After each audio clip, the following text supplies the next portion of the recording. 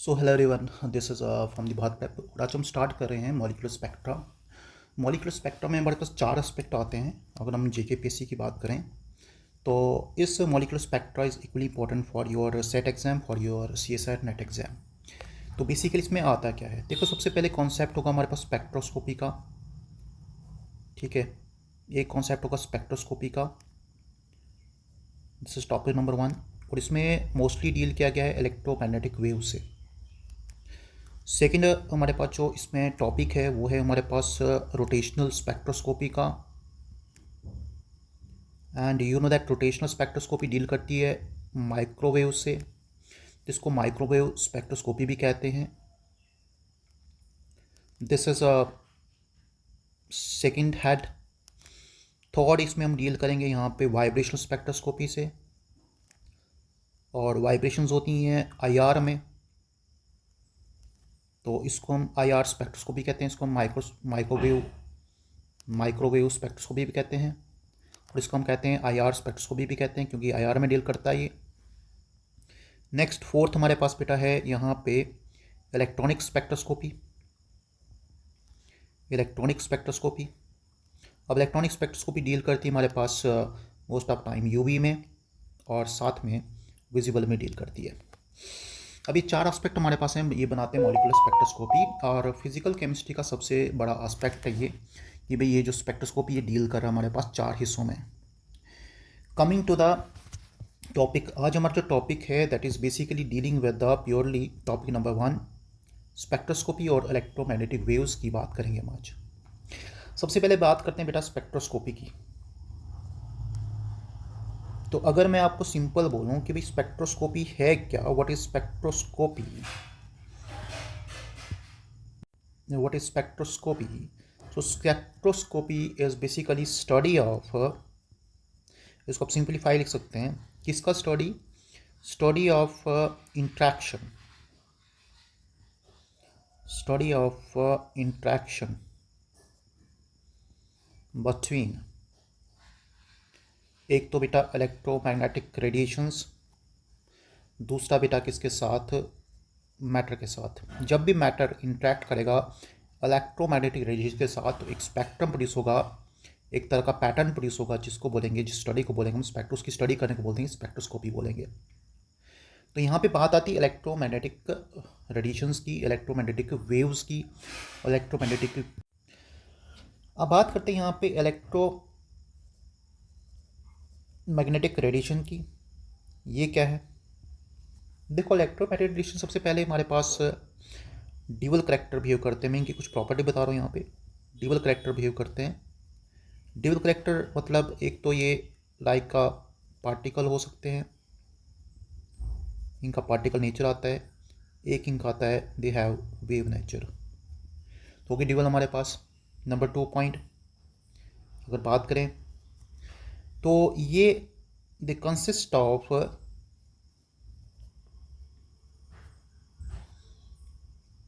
they consist of oscillating, they consist of oscillating perpendicular electric field and magnetic field, दोनों field होते हैं एक दूसरे के परपेंडिकुलर।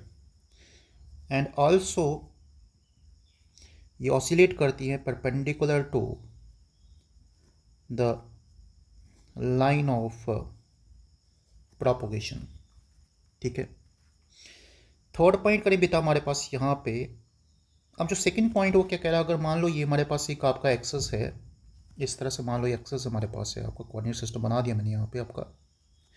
ठीक है, वाई एक्सेस है, एक्स एक्सेस है, जेड एक्सेस है। तो अगर मान के चलो कि अगर ये हमारे पास आपकी इलेक्ट्रिकल फील्ड लाइन जा रही है ना, इस तरह से जा रही है, तो इसके परपेंडिकुलर हमारे पास मैग्नेटिक शो करेंगे। यहाँ पे 2D में दिखा रहा हूँ मैं थोड़ा सा। तो मान लो अगर ऐसे जा रही है, पेपर में जा रही है, ये मैग्नेटिक फील्ड जा रहा है इसके बिल्कुल परपेंडिकुलर, ये इलेक्ट्रिक फील्ड हमारे पास, ये मैग्नेटिक फील्ड हमारे पास, तो एक दूसरे के परपेंडिकुलर हैं पहली बात। और दूसरा जो लाइन ऑफ प्रोपोगेशन है हमारे पास उसकी भी परपेंडिकुलर हमारे पास ये है। ठीक है भाई, तो ये हो गया आपका करेक्टर नंबर 2। अब इनकी वेलोसिटी होती है velocity c, that is equal to velocity of light, तो that is 3 × 10⁸ metre per second. Fourth point is that they are made of photons. तो बताओ बेटा एनर्जी क्या होगी, तो energy is equal to H nu, ठीक है। और यहाँ पे एच क्या है, प्लैंक्स कांस्टेंट, तो प्लैंक्स कांस्टेंट की वैल्यू 6.6 है, तो 6 × 10⁻34 किसमें, जूल सेकंड में हो गया यहाँ पे। इसी तरह से एनर्जी इनकी एक पर्टिकुलर होती है, इनकी फ्रिक्वेंसी पर्टिकुलर होती है, इनके कुछ करेक्टरिस्टिक्स होते हैं। वो करेक्टरिस्टिक्स हमारे पास क्या, दे हैव करेक्टरिस्टिक्स वेवलेंथ इनकी करेक्टरिस्टिक होती हैं। वेवलेंथ का आपको पता है कि wavelength is inversely proportional to frequency. तो बताओ वेवलेंथ क्या होगी यहाँ पे, तो वेवलेंथ इज इक्वल टू ये लगा सी कांस्टेंट और होगी आपकी फ्रीक्वेंसी। डन। फिर आपको यहाँ से अगर वो सी निकालना है तो बताओ सी क्या होगा, फ्रीक्वेंसी इंटू वेवलेंथ। अच्छा इसका यूनिट क्या होगा यहाँ पे, लेंथ है भाई, क्योंकि हमारे पास सेंटीमीटर में लेट से, ये भी आपकी वेलोसिटी है तो ये होगी भी सेंटीमीटर सेकेंड -1, ठीक है। अब यहाँ से अगर मैं निकालूँ फ्रीक्वेंसी, तो फ्रीक्वेंसी क्योंकि बताओ बेटा c/λ, तो इसका यूनिट क्या आएगा, second -1, that is called cycle पर सेकेंड, और इसी को बोलेंगे यहाँ पे हर्ट्ज। ऊपर से होगा तो किलो हर्ट्ज होगा, मेगा हर्ट्ज होगा, वो अलग बात है हमारे पास। फिर निकालते बेटा wave number, this is your wave number, it is reciprocal of wavelength, इसका यूनिट होगा भाई बेटा सेंटीमीटर -1। फिर निकालते बेटा टाइम पीरियड, तो बेटा टाइम पीरियड क्या होता है, it is reciprocal of frequency, तो यूनिट इसका आएगा सेकंड हमारे पास, ठीक है। ये हो गया सेकंड हमारे पास यूनिट। तो कभी इनके करेक्टरिस्टिक्स कुछ हमारे पास जो होंगे और हर एक का होगी। अब हमारे पास कौन कौन सी इलेक्ट्रोमैग्नेटिक रेडिएशंस आती हैं भाई, कौन कौन सी इलेक्ट्रोमैग्नेटिक रेडिएशंस आती हैं, तो इसका सिंपल फॉर्मूला याद रखना, इसका सिंपल याद रखना फॉर्मूला,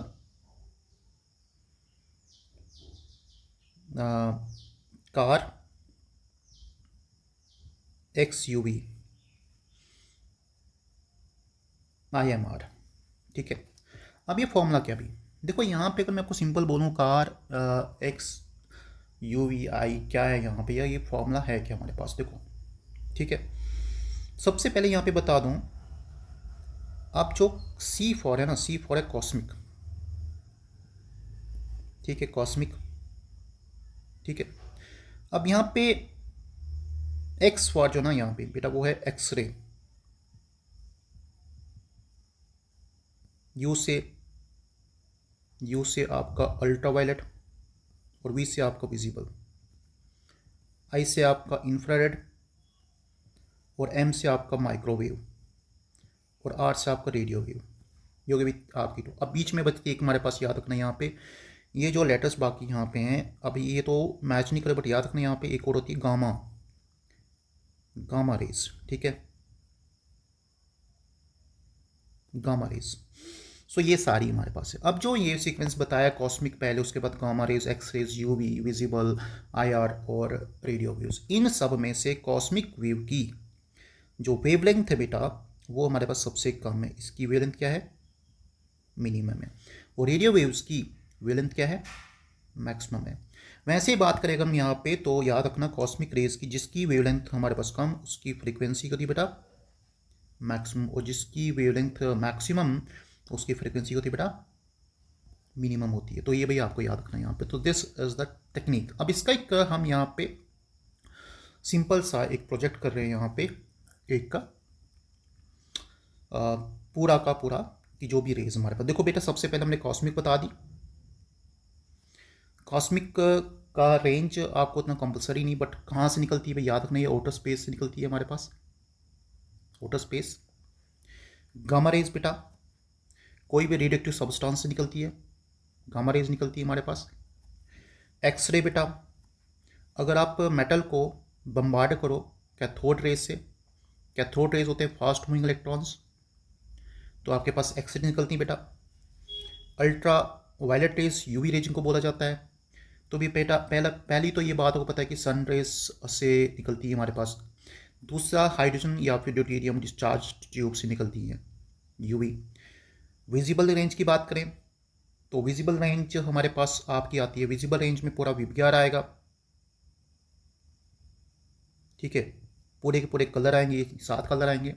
ये निकलती सन से या किसी भी इनकंडेंसेंट सॉलिड से। तो आपने देखा जैसे आपका बल्ब होता है, कौन सा बल्ब बेटा, वो जो पीछे वाला बल्ब था हमारे पास टंगस्टन वाला फाइल वाला, वो। तो ये यहाँ से प्रोड्यूस करता है, कोई भी हीटिंग सब्सटेंस से प्रोड्यूस होता है ये। अब ये बल्ब में लाइट कैसे आती बेटा, तो इसको हम हीट करते थे तब जाके लाइट आती थी। और ये बेसिकली जब लाइट दे रहा था, इसको हीट किया इसने, लाइट दी, तो ये सिर्फ 10% लाइट दे रहा था बेटा, ये भी याद रखना। और कम से कम 90% तो ये हीट ही प्रोड्यूस कर रहा है। बट आज के टाइम में अगर देखा जाए तो जो एलईडी है या फिर आपके लाइट इमिटिंग डायोड्स हैं या फिर आपके CFL है, कम्पैक्ट फ्लोरेसेंट ट्यूब्स हैं, लाइट्स हैं, उनकी जो हीट नहीं होते, वो सिर्फ लाइट प्रोड्यूस करते, तो आर मोर एफिशिएंट। अच्छा, यहाँ पे याद रखना विजिबल लाइट का, यूवी लाइट का एक छोटा सा याद रखना, यहाँ पे रेंज वेवलेंथ का कोई पूछा जाता है, ठीक है। ये किस में है, ये हमारे पास एंगस्ट्रम में है। अगर इसको मैं नैनोमीटर में कन्वर्ट करूँ तो बेटा ये आता है लगभग हमारे पास 10 से 380 के बीच में नैनोमीटर में आता है। और यहाँ पे भी 380 के बीच में से लेके 760 के नैनोमीटर के बीच में आता है आपका विजिबल रेंज। इन्फ्रारेड की बात करें तो इन्फ्रारेड अगर हम बात करें तो ये होता है कोई भी वाइब्रेशन मॉलिक्यूल से, और वाइब्रेशन लाई जाती है heating of special material. Special material में क्या आएगा यहाँ पे, जैसे सिलिकॉन कार्बाइड की रॉड हो सकती है, फिर आपका यैक्टियम हो सकता है, आपका जिरकोनियम हो सकता है, इनके ऑक्साइड्स हो सकते हैं हमारे पास, इनको हीट करके हमारे पास प्रोड्यूस कर सकते हैं क्या भाई, हम कर सकते हैं IRs। माइक्रोवेव्स और रेडियो वेव्स दोनों होते हैं भी प्रोड्यूस कैसे, ऑसिलेशन से। किसकी oscillation, oscillation of electrons in the wave form. और जो इलेक्ट्रिक करंट यहाँ पे होगी हमारे पास, उसको हम यूज़ करते हैं कौन सा, AC source, AC source. So this all about your we can say electromagnetic radiations. और इसमें सीक्वेंस देखो बेटा, यहाँ पे आपका सबसे मैक्सिमम फ्रिक्वेंसी और यहाँ पे आपका सबसे मैक्सिमम वेवलेंथ। तो जब भी हम यहाँ पे नीचे जा रहे हैं तो हमारे पास इंक्रीजिंग ऑर्डर किसका बेटा, वेवलेंथ का, या फिर डिक्रीजिंग ऑर्डर किसका बेटा, फ्रिक्वेंसी का। तो इस इंक्रीजिंग या डिक्रीजिंग ऑर्डर ऑफ, तो याद रखना इंक्रीजिंग और डिक्रीजिंग ऑर्डर ऑफ, किसका इंक्रीजिंग ऑर्डर बेटा, वेवलेंथ का। किस डिक्रीजिंग ऑर्डर बेटा, या फिर डिक्रीजिंग किसका बेटा, फ्रिक्वेंसी का। इसी को बोलते हैं इलेक्ट्रोमैग्नेटिक स्पेक्ट्रा। तो याद रखना जब हम इन्हीं इलेक्ट्रोमैग्नेटिक रेडिएशंस को हम क्या करें, अरेंज करें एक increase increase order of values में, तो इसको बोलते हैं इलेक्ट्रोमैग्नेटिक स्पेक्ट्रम बोलते हैं। तो करेक्टर के बाद इसके बाद ये पढ़ना। अब दूसरा भी इसमें टॉपिक आज मैं कराने जा रहा हूँ, सेकंड टॉपिक जो हमारे पास दिया हुआ है, Born Haber cycle, sorry not Born Haber cycle, it's a Born Oppenheimer approximation, ये टॉपिक है बेटा हमारे पास। अब ये कुछ खास नहीं है, इसमें सिंपल याद रखोगे। इसमें कहता है हमारे पास, सिंपल बता दूं, कहता है जो टोटल एनर्जी होती है किसी भी मॉलिक्यूल की, ठीक है, कहता है टोटल एनर्जी होती है किसी भी मॉलिक्यूल की, वो क्या होता है, that is sum of 4 energies, ठीक है। अब 4 एनर्जी कौन सी है, energy of translation, energy of translational, ठीक भाई। Next energy of we can say rotational, energy of vibration and energy of electronic energy। ये 4 टाइप एनर्जी होती है, ठीक है भाई।